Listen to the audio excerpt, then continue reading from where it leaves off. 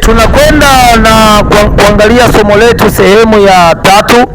Wewe uliofuatilia sehemu ya kwanza ya somo, sehemu ya pili ya somo, au umeanza na sehemu ya 3 ya somo, rudi nyuma, kuna sehemu ya kwanza na ya pili ili uweze kuelewa. Fuatilia sehemu ya kwanza na ya pili, utaweza kuelewa series au mtiririko wetu mzuri wa somo letu, ili usipitwe na kitu chochote, uendelee kukua, uendelee kukomaa katika roho na kutembea sawa sawa na Kristo.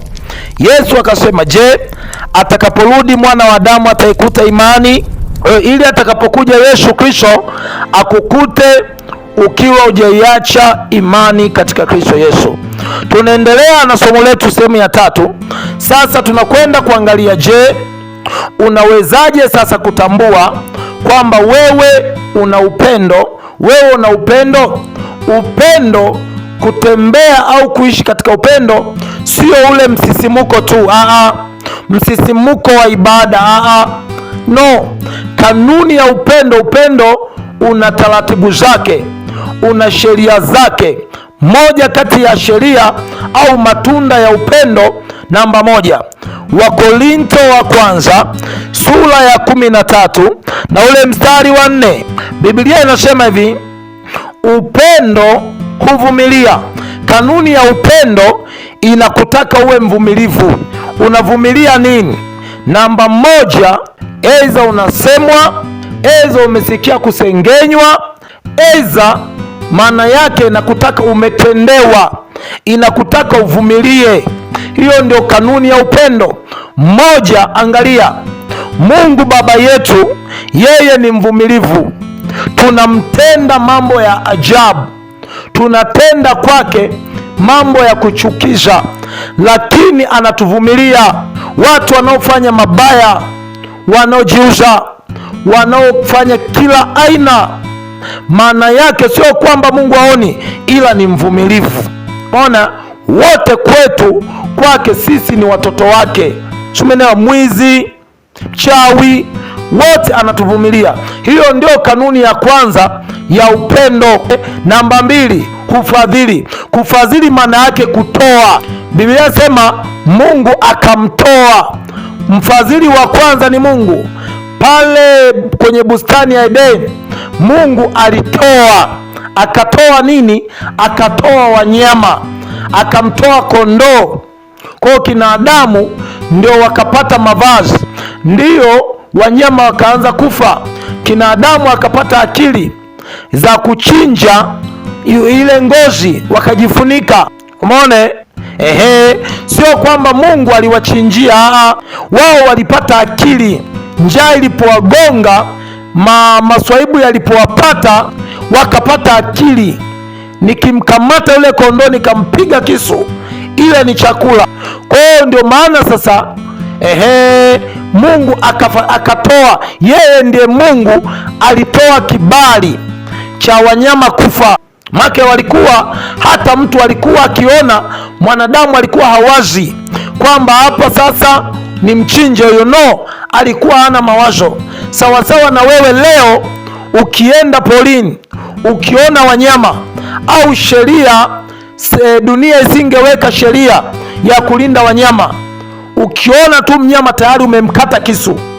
Zamani kabla ya dhambi, huyu alikuwa anaitwa mwanadamu, alikuwa hana hiyo akili, hana hiyo mawazo. Sasa kwa nini? Kwa sababu Mungu ndio alianza kutoa, kufadhili. Mungu akamtoa mwanaye. Ukisoma tena pale mlimani kwa Ibrahimu, Mungu anamwambia toa mwanao, lakini Mungu akaona moyo wa Ibrahimu akamwambia usitoe. Ukisoma ukianzia ule Mwanzo 22, umeona? Mwanzo 22 ukisoma ile na kuendelea 14 pale na kuendelea, umeona? Kwa Mungu akatoa kondoo, kwa kufadhili. Hiyo ndio kanuni ya upendo. Upendo hauna hiki ni cha kwangu. Upendo hauna hiki, umeona? Tunaendelea. Jambo lingine, upendo hauhusudu. Upendo hautakabari, haujivuni, kujimwambafai, kujivuna mimi ndiye niliyemsaidia, Mimi ndiye niliyempa chumvi, nilimleta mjini, nilimsomesha. Yeye nimemwomba chumvi akaninyima, yeye nimemwomba nisaidie akaninyima. Kanuni ya upendo inatuzuia. Kwa hiyo wewe, Mungu anapokutendea mema, wewe ulishawahi kumtendea nini Mungu? Kwa hiyo kanuni ya upendo, unapofanya jambo usitake kurudishiwa. Ndio maana kwenye Yakobo akasema, mnapowakaribisha watu, wakaribisheni wale maskini kabisa ambao hawataweza kuwarudishieni. Kwa watu wengi sasa huwa tunaalika watu ili tukitegemea na sisi kupata vitu kwao. Mtu atakuletea kadi ya harusi, sio kwamba amekuletea, maana yake anajua kabisa huyu siku nikiwa na tukio langu taenda kuirudisha hela yangu. Kwa hiyo tumeona sasa, sasa kanuni ya upendo inakutaka uwe au jivuni au shudu, hautakabali kujivuna, kujimwambafai, kutamba. Unaenda kule kwa yatima, mimi ndio naenda kwa yatima ninawasaidia. Kanuni ya upendo haitaki majivuno. Hiyo jambo lingine, haukosi kuwa na adabu, discipline. Adabu inayozungumzwa, kuna adabu ya kusalimia mtu magoti mpaka chini, kuna adabu hiyo ya kumpisha mtu kiti, lakini kuna adabu sasa ambaye Mungu anaizungumzia hapa ni ya neno lake, utii kwa habari ya neno lake, kumtii Mungu kile anachokisema, wewe unachokitekeleza, ile inakuwa adabu, heshima, upendo wa kibinadamu. Mtu unaweza ukamwambia niletee kikombe, atakwambia una mikono. Umeona? Tunaendelea. Hautafuti mambo yake, maana yake usiishi kwa ajili yako, ishi kwa ajili ya wengine. Uwe chanzo, uwe sababu ya watu wengine kusema nimemwona Mungu. Huyo Mungu alionana naye wapi? Ni wewe ndio ulitenda mema kwake. Umeona? Kwa ishi kwa ajili ya watu wengine. Yesu aliishi kwa ajili yetu. Maisha ya Yesu hayakuwa kwa ajili yake, yalikuwa kwa ajili yetu.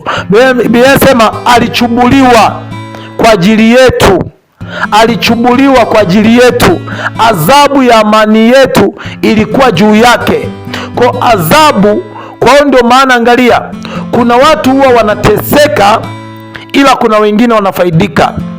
Kuna watu wametengenezwa kutengeneza njia, kula tabu, kula misoto ili wengine waishi kwa mstarehe. Umeona? Kwa mfano mzuri tu, kina Nyerere walikula msoto, sisi wengine tunakula bata sasa. Unaona? Kwa hiyo kanuni, kwa mfano mwingine tena, wewe mzazi kwa watoto wako, mzazi unajinyima, unasema watoto wangu wakale, maana yake ili kesho wao waishi. Kwa hiyo ishi kwa ajili ya wengine. Hiyo ndio kanuni ya upendo. Uwe chanzo, kuna thawabu mbele za Mungu. Jambo lingine, upendo hauoni uchungu. Kuwa na uchungu kwenye moyo, kila nikikumbuka mambo aliyonitendea moyo wangu unaniuma, kila nikikumbuka naumia moyo. Hauoni uchungu. Kwa hiyo kuna watu unakuta anaumia, anakasirika, ana hasira. Kanuni ya upendo, mtu mwingine anaweza kuwa anachukia tu, mwingine anavyohubiri, mwingine anavyofundisha, kwa anajaa ghadhabu na hasira. Umeona? Sasa kanuni ya upendo inakutaka kama vile Mungu Baba yetu. Umeona? Jambo lingine, upendo haukoshi kuwa na uhesabu mabaya. Naomba mahali hapa nikae. Kuhesabu mabaya, watu wengi unakuta ni kuhesabu mabaya. Kuhesabu mabaya, hawaoni mema, ni kuona tu yale madhaifu ya mtu mwingine. Fulani muona anahubiri hivi, fulani muone wakikaa unabaa, yule mtumishi fulani unamwonaje?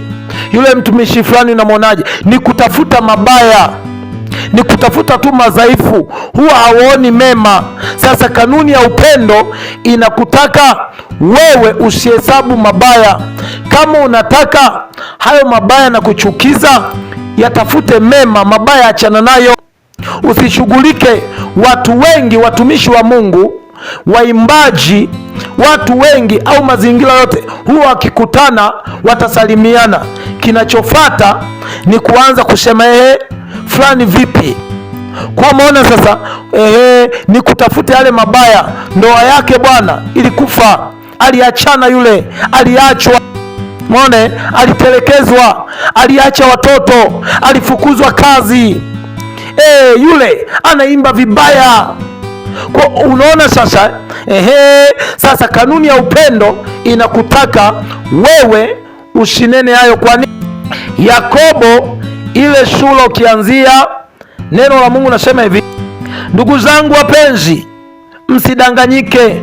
Yakobo 1 ukianzia 16, kila kutoa kuliko kwema na kila kitolewacho kilicho kamili hutoka juu, hushuka kwa Baba wa mianga, kwake hakuna kubadilika wala kivuli cha kugeuka.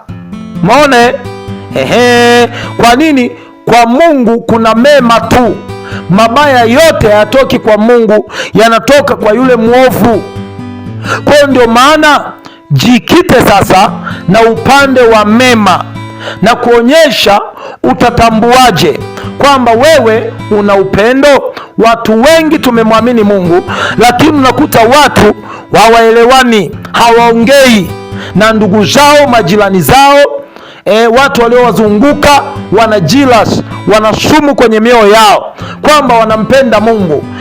Maana yake unatembea gizani, unaishi gizani bila wewe kujua. Lakini naamini kupitia somo hili Mungu ataendelea sasa kusema na wewe, kukuendelea kukuangazia zaidi. Trust me, hakuna pepo, hakuna mjusi, hakuna uchawi ukifanikiwa kutembea katika upendo ambacho kitakachofanikiwa kwenye maisha yako. Mapepo yanapata nguvu baada ya giza kuonekana ndani ya mtu. Kwa hiyo iache nuru ing'ae ndani yako. Mungu akubariki sana, Mungu akutukuze. Kwa usisahau kushare, kucomment na kusubscribe. Mungu akubariki sana sana sana. Endelea kujifunza na apostle na mwalimu wa neno la Mungu Jeremia Joseph Mwandundushi. Amen.